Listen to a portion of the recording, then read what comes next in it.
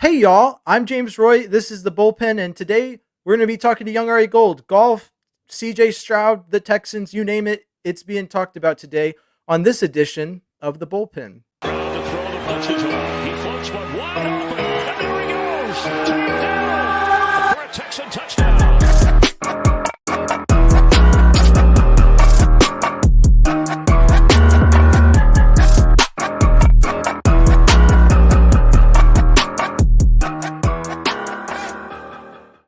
All right, y'all, we're here live with young Ari Gold, James Carlson. What would you prefer that I say to you when I address you on this cast? You can just call me James. I think Just everybody James? honestly knows me as James. Okay.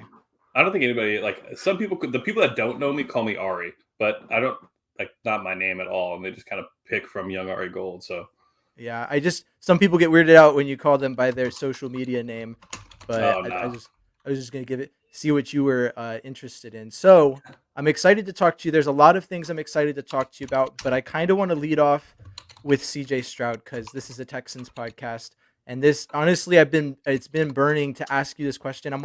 I've been watching the conflict from afar, just kind of I appreciate staying that. out of it, watching you go to war and Yeah, defend yourself over this. And I myself took a very strong stance that the Texans should have drafted Bryce Young leading into the draft.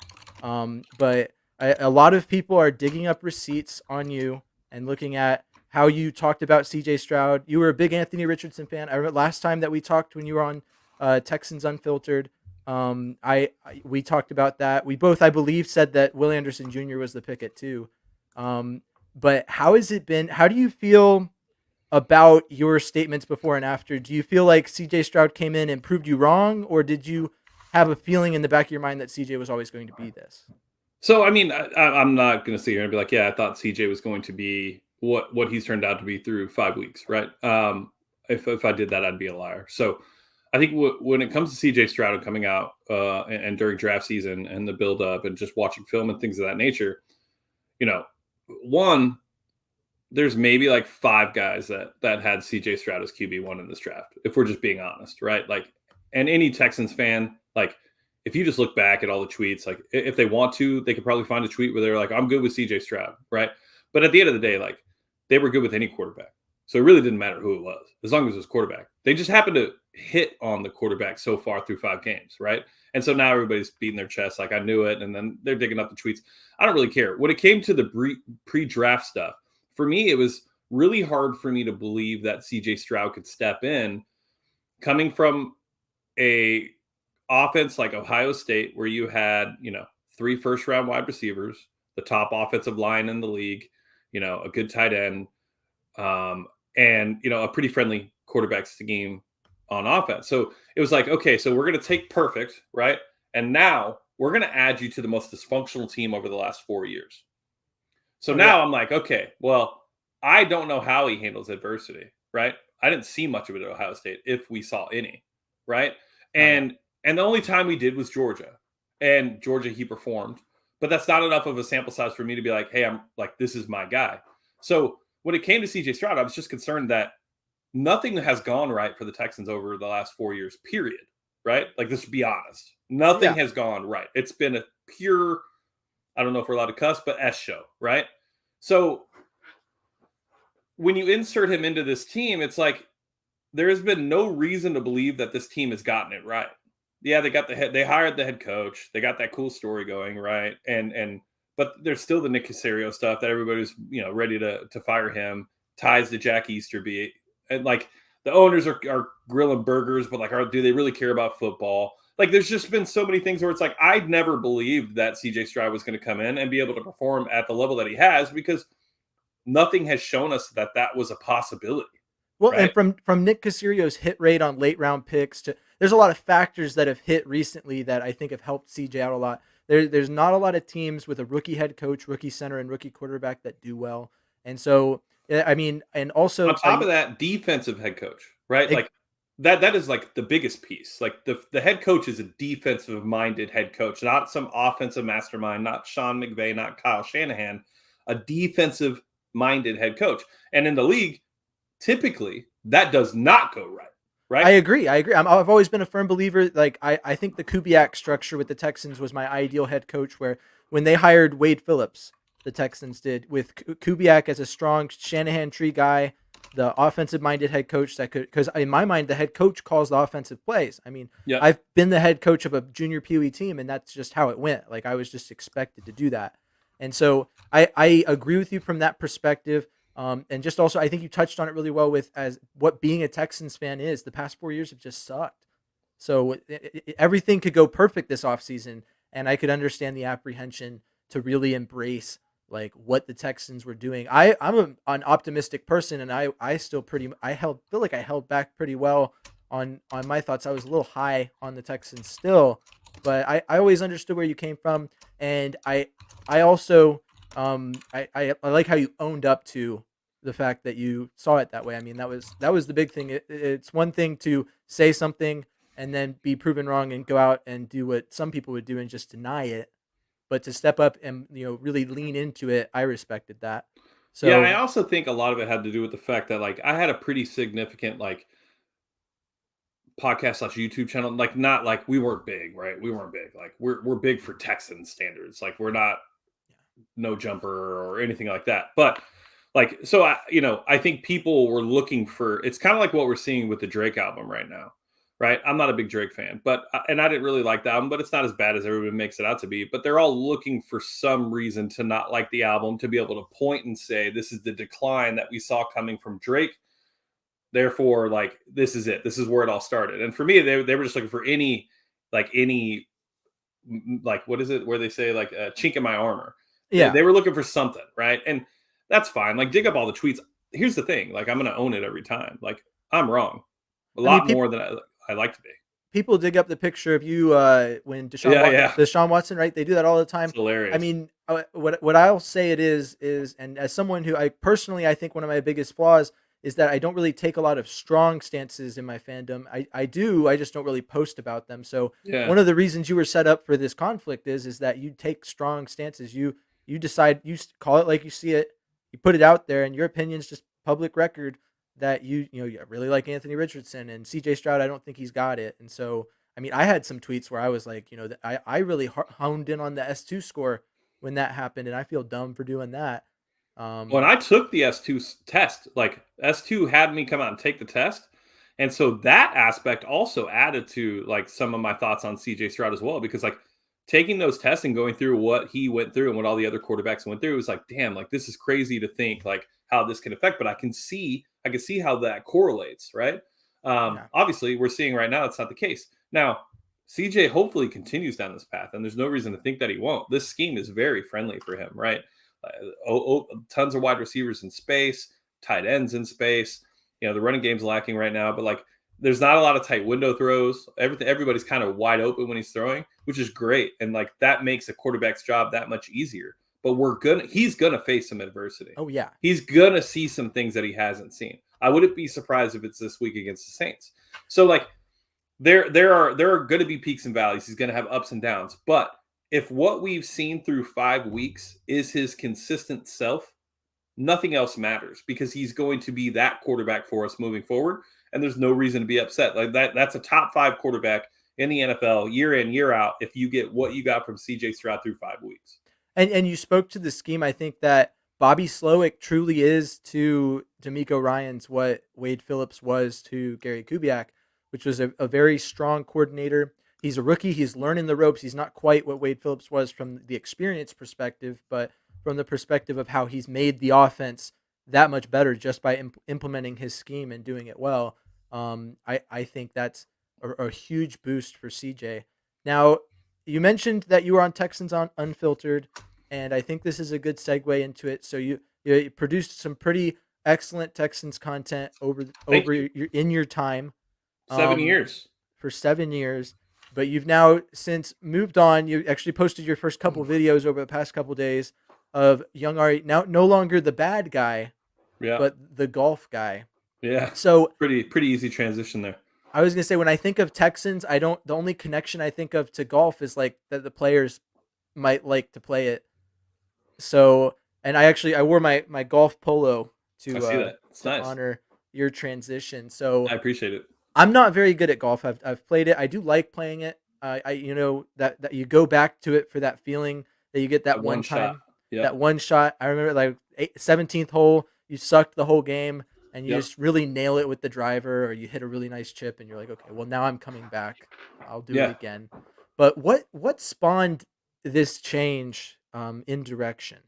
Yeah. So growing up, I, I played basketball, right? Like I was a hooper from the time I was 6 until I was probably 24, right? And I was pretty good. And I loved the game. Like I loved it. It was my favorite thing. My parents used to have to like rip me inside. I'd be outside shooting free throws until 12 a.m. at night. Like I slept with my basketball. Like I truly loved the game, right? And um not that I was never good enough to like go pro or anything like that, right? But like I was very good. And life happened, had kids, wife, married 17 years, 3 kids, and I got into golf like 3.5 years ago. And when I got into it, I didn't realize it at first until I realized I wanted to get better, right? Like I was having fun drinking, having fun, like the typical all American white guy dream of playing golf on a Friday, right? Yeah. But once that aspect of golf went away for me in my head, it was like, okay, I've been playing for a year. I'm not any better than I was. I mean, I was, but like not enough. And I know myself, I'm very competitive. So it was like, okay, now it's time to commit to the game. Well, once I started to commit to the game, it was like, I love this. Like I actually like truly love this. I love this. And it reminded me of loving the game of basketball growing up. And so I started to devote like a ton of time to it. So I mean, I go to the range 3 or 4 times a week. I play 2 rounds a week. Um, I am truly in love with the game of golf. And that was probably the biggest piece. But then I actually am going to be launching a clothing brand sometime next year. And I've been working on it for a couple months. And I'm going to start with a golf line. And I've always had this thing for fashion. Like fashion's always been my thing too. I've always loved sneakers. I've always loved fashion, and it was like, oh man, now I'm in a place at 39 where I'm going to be able to do something I love now, right? Like I've done the jobs, I've done everything I'm good at and I'm supposed to do, right? The society checkbox that we're all supposed to do, and it's like I'm going to follow my passion and my dreams, and I'm going to do something. I'm going to take a massive risk and bet on myself, um, and so that's what got me to this point. So wanting to be great was really like the thing for me with golf. And then once I started to see greatness was or like right around the corner, it was like I'm doubling down. And then the fashion piece came. And then like talking golf has become like what the Texans used to be for me. Like I used to wake up and check every article, do all these things. But like the 4 years of being beaten down and constantly having nothing good to wake up to, right? Like you never had good news. And when you go through that for 4 years and you continue to try to put content out, you're like, what am I doing to myself? Like you're filling yourself with negative content. Like that is only going to directly impact and correlate to your life and how you feel about things. And so it was like eliminating that. And now I'm in a place where it's like golf is that.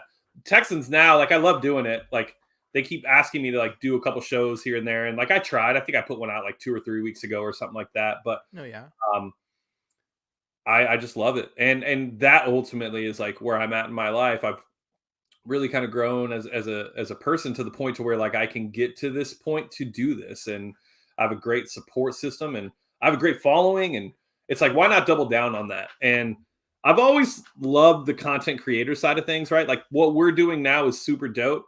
Yeah. Like the social media aspect of like really creating content that is short form video anywhere from 30 to 90 seconds is like I like learning from the younger generation and seeing what they're doing. Like these people are living their dreams in their life and being paid to do it. I know I can do that. So let's go ahead and tap into that. Yeah, I have a very scientific mind and I like going through processes and testing things. I don't talk about it a lot. I started a TikTok channel to talk about music. That was my initial social media venture. I got that up to 11,000 followers and then Oh shit. kind of Sorry. I kind of fell out with that. It's okay. Um, and so that's when I came over here, and so the understanding that I gained from my time doing that, I like that side of things still, and I still try and produce short form video.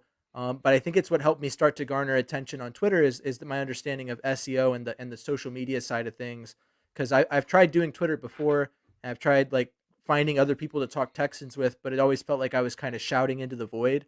Yeah. And so I appreciate where I'm at now, and it's fun for me because I like having it known that I get, I can just, if I have a thought on the Texans, I can just go on social media, put it out there, and someone will give me their thought in return, and we can have a discussion about it. So that's one of my favorite parts about it. As far as the I love brand, Twitter. I love it too. It's so much fun. It's perfect, It perfect. it, Oh, yeah, not but perfect, it's but funny. It's funny to hear you talk about like you being like an analytical mind and like very process and routine driven, because I didn't know that. And I mean, we're not best friends, right? But you did come on the show and we talked for a little bit, and then we interacted on Twitter and stuff. So I never got that vibe from you. And I'm pretty good at reading people, so that's pretty dope that like you are that way. It's a great thing to be. I'm like shoot from the hip, don't think anything, plan it out, and then like I'll figure it out. well, one of the reasons that I missed out on the worst years of the Texans, to be honest with you, is that I'm a nuclear mechanic in the Navy. So I was deployed for a lot of the time that the Texans were awful. So Mm, I would just get score updates via email and be like, "Oh, yep, that's the Texans." I wish I could have watched it, but I couldn't. And yeah, so that's why I was so late to getting started doing this kind of thing, was that, it being in the Navy and stuff, there was never really a lot of time to pursue something like this. And hmm, so but you'll see. I mean, I don't know. I feel like a lot of my tweets are very like, I don't know what the right word is. Maybe they call them sports content aggregators, where yeah. you're just saying things Don't positive do because that. you like the team. And a lot of times that's just how I feel. I'm a very positive person, but It's a I, good do, I thing. I do like the statistical side and analyzing things. I did a tweet the other day on Jarrett Patterson's PFF score and how impressive he's been. And so, I do like that side of things, but sometimes my brain's not like fully functioning on that. But I do have a question about the golf brand. You said that we Yeah. might see it early in 2024. How do you have the logo yet? I know you've been talking to a lot of people, and you've been very open about the process of how frustrating it's been to find a logo for the thing. Yeah, it's so funny that you literally ask me that right now. I have a logo, but it isn't perfect. And I'm gonna hop on a call at 8:30 with my designer because it is not perfect and they can't seem to understand what I'm saying. It is like literally like I don't know, maybe an hours of work for this designer to get it right. And once that happens, it's done. Like it's done, and I can't wait because I can't wait to share it because it's truly going to give the vibe that I'm looking for. Um, and like you said, you're process driven. Like for me, I'm very visual. So when it comes to building something, there's like certain steps I have to have in place for me to be able to move past and see. Right. So like I already have manufacturers, suppliers, I've designs, but it's like without that logo, I don't know what that piece is going to look like. Like I don't know what that garment's going to look like. I don't know how it's going to look on a hat. I can't design my website because I don't know what that logo looks like. Like I can't move on until I have this parts like settled. And I have to love it. Like this isn't like when I say I want to build a brand, like I don't want to build a brand that is going to just make enough money for my family to like live and I don't have to work. Like I want to build a $500 million brand. Oh Like I don't yeah, like I'm talking like I want to build a brand. I want to be Coke, right?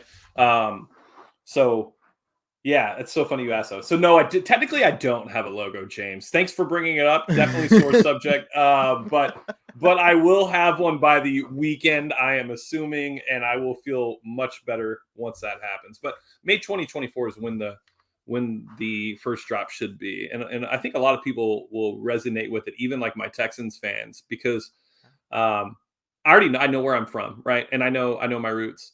So like I had this idea of like a JJ Watt Ring of Honor polo that I already designed, and it would have been super fire.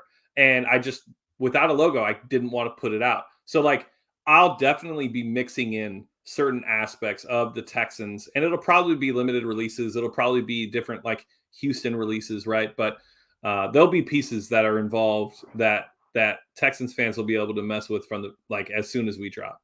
you should put out the JJ Watt Ring of Honor design on JJ Watt Day 2024. That would be nice. Wait, is there a JJ Watt Day It's 2024? October 1st is Is that true? officially JJ Watt Day in the city. I did not They know that. I believe it was October 1st. I'd have to look at it closer. So there we go. So I'll do that. But see, like I want to do it when I can talk to him. Like I don't want to get rich off of a person's name. I don't want to have success off of a person's name.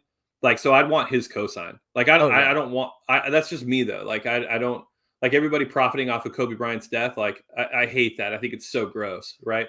awful. So, but I have plans. I have super dope plans. Let's see if they come to fruition. But I'm a grinder, so I don't see it not. Nice. What do you think the odds are that your brand becomes the official golf fashion sponsor of the Texans? Yeah, that's actually funny because that's been a thought of mine, right? Like, is to collab with them. I think it'd be super dope to be able to do it. Like, those people over there are good people. You know, who I would reach out to, I'm not sure. You know, I'm sure Omar could connect me with the right person, but It seems like they're always looking for like local people to like put at the forefront with like all the singers and all the stuff that they do in outreach to the community. So I think that you're talking about a $500 million brand that you want to make, and so I could foresee that being impactful enough that the organization might take notice and reach out to you, or if you put out the right feelers, it could be a real thing. 10, It's- 15 years away from 500 million. But yeah, 100%. Like, and but if you're popping in Houston, there's no reason for them not to mess with you, right? So definitely cross that bridge when we get there. But yeah, it'd be dope. I mean, it'd be a dream, right? Like, I love this team. You know, this is what, without this team, like, I would have never had a YouTube and I would have never had a podcast, right? Because I never loved anything else. So like, without this, I wouldn't have where I'm at now. So like, those steps were necessary. So they played an intricate role in where I'm at. So No, yeah. I mean, it's always big the things that started, and I can tell by the way that you tweet about the Texans to this day that it's still something that you're passionate about. It's just that you, like you said, you've really gone all in on golf, and so I understand that, like, because you're at with golf now is where I've been at with the Texans for a really long time. It's like something that is it really I am passionate about it, and I want to know everything about it because it's just that it means that much to me. So exactly, it's a passion, right? Like, yeah, that's exactly. truly your passion. No, And yeah. I totally feel that, man. Like, it was the same way for me for a long time. You know, when we started, I think our first episode was like the Andre Johnson Ring of Honor. And Mhm. like, that was the year we drafted Deshaun. And it was like that feeling that we had that year It's coming is back. very similar to the feeling that the city has right now. Right. And so you doing this now is perfect because there's going to be, it's going to be a wild ride and it's going to be a ton of fun. And like, as you have fun with it, it just gets even better. I'm excited for the ride. I couldn't Good. help but notice in the background of your feed, the Yeah. best rap album ever made in my opinion, which is 2014 Forest Hills Drive by J. Cole. Interesting. That's just me. So I kind of I want to get a feel. I know you're a huge J. Cole fan. Yeah. I thought it was disrespectful to say the least when what's his name? DJ Uh Enemy. DJ Bienemy. He's Um an enemy of mine. when he tweeted that Rick Ross was a better rapper, I thought that was incredibly disrespectful because Yeah. Rick Ross is hardly a good rapper, let alone a better rapper than J. Cole, in my opinion. Yeah. Yeah. But I would love to hear your top three rappers just to get a better feel for how you consume the genre of rap. Yeah. Yeah. So first, DJ Enemy, amazing human being, super cool dude. Just bad musical taste, and that's okay. Like, some people have it, right? Some people have good taste, some people have bad taste. But my top three artists of all time, or rap, are we going rappers straight, like We're, MCs? we're just going rappers. I don't know if you would just as long as they're in the genre of rap, like that's Yeah, fine with yeah. me. Okay, so oh man, Kanye is forever probably going to be my number one. I think the best album anybody's ever made is actually this album. Beautiful Dark Twisted I think My Beautiful Dark Fantasy. Twisted Fantasy is like by far, it's a musical masterpiece. Yeah, 100%. And I don't think people realize. I mean, there are some people who do, and people call it a classic, right? But like, it is from first track on. There's just not a better album. So Kanye, to me, like, take all the negativity around him as the individual, like as an artist and as a rapper, I think he'll always be one. Cole's definitely pushing that top spot for me because I've been riding with Cole since the warm up. So I wasn't there for the first mixtape, but I was there for the second. And just watching, a lot of artists miss the ability to be able to be vulnerable and connect with an individual, right? And that's what's missing with a lot of music. But like Cole, you were like, I was there to be able to witness like the warm up and him go through all of the peaks and valleys he went through to like where he's at now. And it's like, I always believed he was where he is now. And like, so to see him achieve it and like be considered like maybe the GOAT of this generation, right? Better than Kendrick, better than Drake. To see that is like one of the dopest. I hope fans, I'm sure there's other Cole fans that feel that way too, but like to be able to see that and like witness that somebody reached a goal and like that's what it's about. Like that's so dope. I love seeing people win. That's why I love draft night. Draft night's like the ultimate like crowning moment. These kids are reaching their lifetime goal. Like no matter who you pick, you got to be happy for them as individuals. So I would say Cole 2, and then probably M3. Like I'm real like I'm like very bar centric. Like I like the wordplay aspect of rappers. I don't really listen to Eminem anymore like I used to. Like I mean, honestly, looking back at Eminem's discography, like he doesn't really it's rank up there. very high for me Oh, because there's just so little of it that was like really truly great to me. Like he has the some first 3 really albums though. he has some truly great stuff, but like Yeah, looking at it as a whole, it doesn't. I think I liked Eminem more when I was younger because of the influence around me, and correct. as becoming my own person as an adult, like I just kind of left that behind. Um, Same. and you spoke to bars, right? So the Yeah. way that I break down rap music is that you got bars. So like, Yep. I would separate bars into two categories, which is, the flow and the lyricism. And then Yep. the other part of rap music to me is production, which is just what's around it. For me, production weighs heavier for me because I like the vibe of rap music. So sometimes I'm into stuff that people are like, how do you listen to that? And I'm like, well, Sure. because it sounds good. Like I like the sound of it, and the flow sometimes is more important than lyricism to me as well. But where would you weigh? It seems like you're more into the lyricism in general. Yeah, I mean, lyricism's always been like a thing for me because it's just interesting to be able to see how people can take words and like make a mesh in a way that like most people couldn't see it, right? So then they visually say like they say it, and then you can visually see it. Um, so yeah, I mean, I would say bars like just lyricism in general is going to be like why I like Lupe Fiasco. Actually, you know what? Like honestly, probably Lupe Fiasco might be number 3 for me. Like I probably listen to Lupe Fiasco more than I listen to M now. Um, I just think that there's something to you're able to really understand an individual's mind when you can see how they put the words together. I love production. Like production is one of my favorite things. I don't do a lot of vibey music, right? Like I think Future is probably as far as I go on the vibe side of things. I love Future. I love everything Future says. I wish that I was like I could have like done what Future's done as far as like in the drug game and stuff. Like he puts me in that feeling, right? Of like I'm moving weight too. I'll never move weight, but like it's dope to be able to feel that way. Yeah, Um, but yeah, I would have to go. I mean, I think Dre's like the best producer of all time. I think he's the greatest producer of all time. I don't think there's a better producer in the history of hard to beat. rap. But yeah, it would have to be lyricism for me. I love it. Oh I yeah, literally fiend it. nice. And beefs. I love beefs. Beefs are Beefs. like beefs top everything for me. What did you think of the beef between Drake and Meek Mill, where they were like basically at each other's throats? And do you think that was manufactured? Because I Oh feel yeah. like they came back, and I'll tell you, "Going Bad" is one of the best rap songs produced recently, in my opinion. But I was Yeah, I surprised to mean, see them on the same track together after all that went down.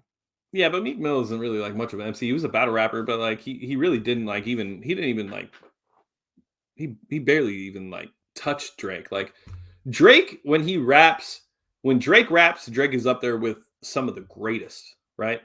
I And I liked. think it's I haven't listened to all for all the dogs, but from what I've heard from it, it sounds good to me.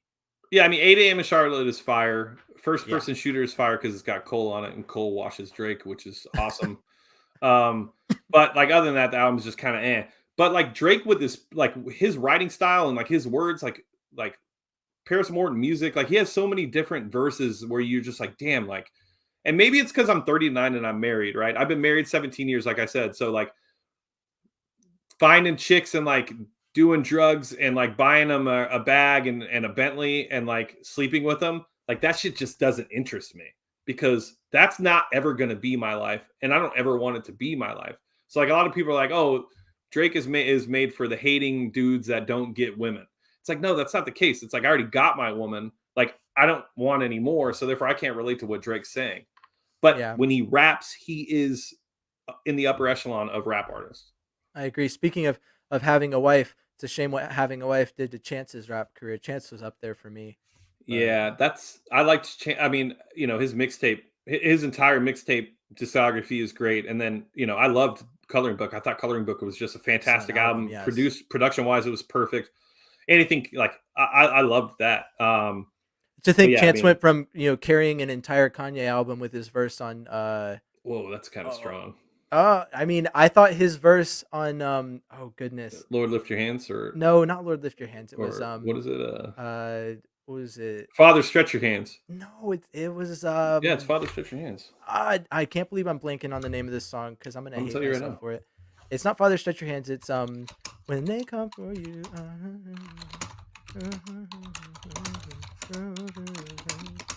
He had a verse He had a verse on on Father, stretch my hands. he did, but his verse on it was. I'm gonna be so mad that I don't know this, but I'll get back to it. I'm In the good with that. meantime, Go ahead. in the meantime, I'll give you my top three rappers. It'll probably Okay. speak volumes to how I feel about rap music, and it might change. It might make sense of why I am the way I am about it. But Okay. um, Oh, Ultra Light Beam. Go ahead. Ultra Light Beam, there it is. Yeah. Okay, I Yeah, was that's so a great close. verse. Great verse, excellent. I listened through that album, and I felt like the big draw for me personally was Chance's verse, which is why him being the way he is, and the Big Day as a whole, just really It's a terrible album. yeah. And his singles that he released before it, I thought were really good. So I Yeah. was shocked, but so for me, it's got to be uh, J Cole is up there for me. Is he one? Childish Gambino. So yeah, J Cole, Childish Gambino. I love I Gambino. I think that because the internet is up there at Great close. album. That is from front to back an excellent album. It's a masterpiece. It is enough. It is enough for me. All of his other work is really good, but I think because the internet made it hard to listen to his other albums for me. It was also very experimental. It was, and looking at Gambino as a rapper, you really only have his mixtapes, which I thought Royalty was a really good mixtape. Yep, You've got Camp, and then you've got Because the Internet. Because after that, he transitioned to more of an Afro funk kind of like he really took a huge turn away from rap. for Although sure. although I will say on his album that he released, his last one, 21 Savage has a verse on that I thought was truly excellent. Sometimes 21 can rap. 21 and Lil Yachty are guys that I feel like when they really nail it, they hit it. But like a lot of times they're just hard to listen to. I've never liked a Yachty verse. I there's been a couple like his verse on I Spy, his verse on Magic in the Hamptons, I thought were both really truly great verses. In my I'll have to check them out then, because I've only listened to a couple tracks. I listened to the new one with J. Cole, but I didn't like his voice. His voice is very hard to get past. it is, but once you get it, and then I thought Broccoli as a whole with Dram was a really good song. Okay. That was what made me think, oh, I could probably listen to some Lil Yachty every once in a Yeah. while, you know. And then third is hard for me because it could be Kendrick, it could be Kanye, and at points in Chance's career, it could have been him. I'd probably go with Kendrick if I was asked right now. I feel like he had a stretch of albums, from Good Kid, Mad City on.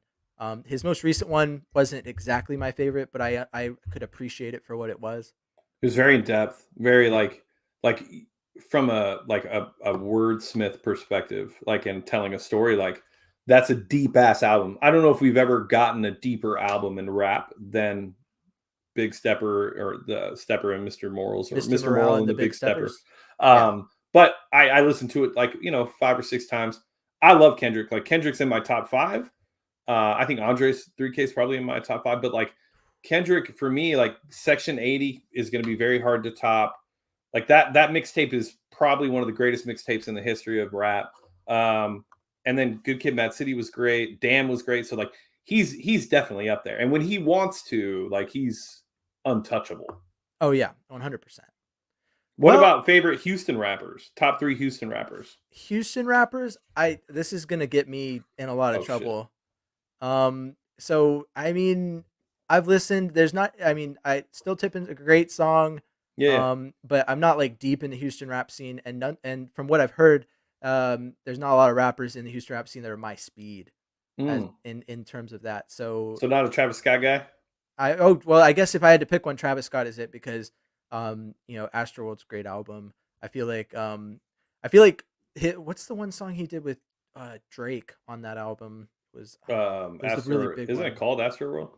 No, it was it actually might have It's a been. big song though. It was a big one, really popular. I can't believe my memory's failing me today. There's so many That's right. songs that I should have known the name of What that I didn't. But yeah, about so Chameleonaire? You're not a Chameleonaire guy? I listened to Ride and Dirty every Love once in a Can. while. So Yeah. Not as mixtapes or like Color Change and Click or anything like that. What about eh, Scarface? Scarface, I couldn't even tell you a single Scarface song. I'm not gonna lie. No.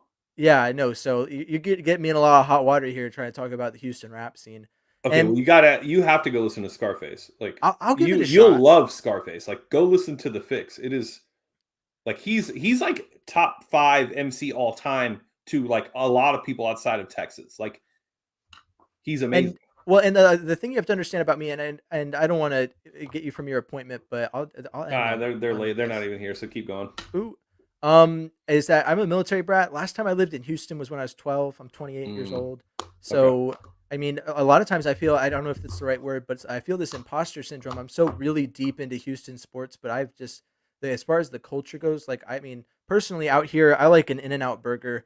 I do Whataburger's too. fine. Whataburger's Yeah. fine, but I'm not going to say In-N-Out's better. I just don't feel strongly about things like that. I feel like most Houstonians have a strong opinion In about. and Out is better though. When That's when for sure. When Sarge was out there on his Twitter tirade about you're really from Houston, if I was like, oh, I guess I'm not really from Houston. I do love the teams in Houston, and I heavily Well, you're identify Cali. with You're a them. Cali transplant now. Like Yeah, I guess you're out so. there. I guess hang loose, You're dude. enjoying 72 degree weather and like hitting the beach in November. You know what I mean? Like, No, yeah. So I've worked past it, but it was a big thing for me, especially joining the military myself and yeah, not being able to spend a lot of time in Houston.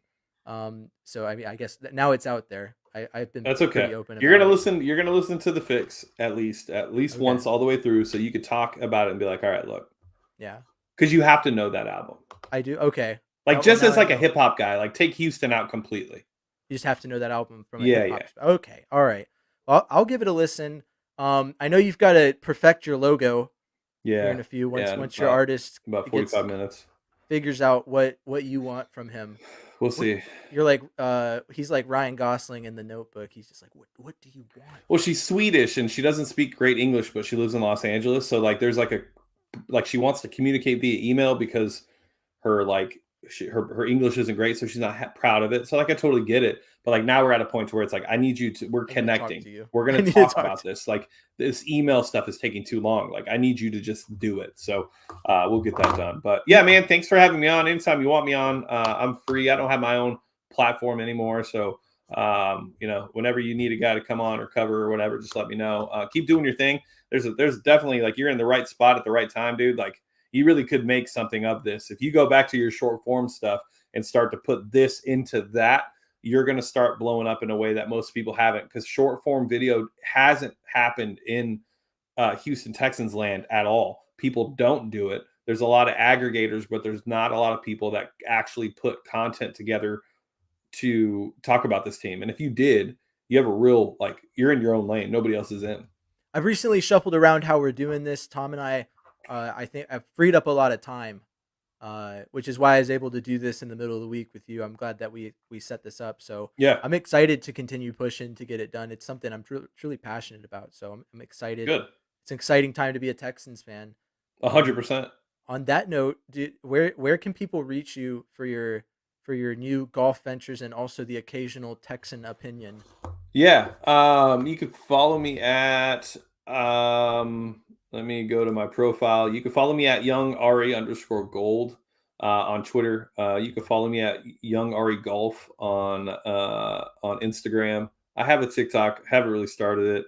I'll get to it at some point, but yeah, and then you could also go to inlandgrove.com. Right now, we just have a stock photo up, but if you're interested in learning more about the brand and where we're going, or just being a part of the process, put your email address in. We'll send that out as soon as once a week. But yeah, that's about it, man. And I appreciate it, dude. I really do. Sweet. I should have asked you for the name of the brand. Inland Grove. Yeah, yeah. So Okay, sweet. I'm originally from California too, right? So I was born in Houston, moved when I was 2 to the Inland Empire, That's where I'm at right now. well, you're in the IE. I'm in the IE. I'm in Murrieta. Marietta. Okay, so I grew up in Redlands. Oh, sweet. I've been out there. My parents still live in Redlands, so Inland Empire is definitely a big part. By the way, I don't know if you know this, but CJ Stratus from Riverside. I thought he's from Rancho Cucamonga. Oh yeah, you're right. Sorry, Rancho That was a Cucamonga. big thing for me That was because changed everything for me. the big thing for me was that Bryce Young's from like, San Diego, right? from LA area, Yeah, like, but he's like, so like when he talks, he's like, and I just want to thank my Lord and Savior Jesus Christ, and like he's so like a little more proper, and CJ's more like, I got the armor of God on me, it's in me, it's not on me. He yeah, like really gets into it, and I feel like being out here, I understand the regional difference in how 100%. they So are yeah, as so like people. Inland Grove is a combination of Inland Empire and Redlands is known for their orange groves. So I combined Grove and Inland to make Inland Grove, and um, Nice. a lot of it just has to do with like Houston's like my home. Like it's like I always tell this, like I always say, like Houston's where I became a man. Like Houston made me a man, but like my childhood memories and like all the fun things that I did in my life were all done in California. So it's really just kind of like finding a way to mix the two together. But I'm so grateful for Houston in so many ways that I love the city and I love the people in it. No, yeah, I mean, but it's nice that you had a And I'm call also out two to and a half like, hours away. oh yeah, it's nice to have a call out to like a part of you that is like out here though. So I like the name of the brand. I think it's great. Thank you. I appreciate it. Um, on that note, just a quick plug for us. This is the Bullpen Texans podcast, established in 2023. We're on the Fans First Sports Network. If you want to get to know us, I am at M1 Texans fan. You can follow me on all socials. That is also the plug you'll use to get to the YouTube channel for this video.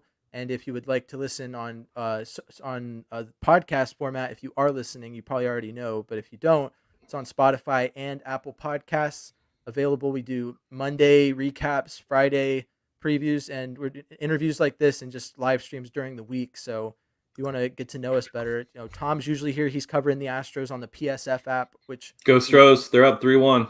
dude, Jose Abreu is on one. I Yeah. was gonna say earlier that that when you're talking to your Swedish designer that you're like Javi on the mound when they're counting down the pitch clock. It's like I think I kind of understand that. Yeah. Okay, yeah, that's helpful. All right, sweet. But on that note, thanks for coming on the show, James, Young Ari Gold. Go ahead and give him a follow.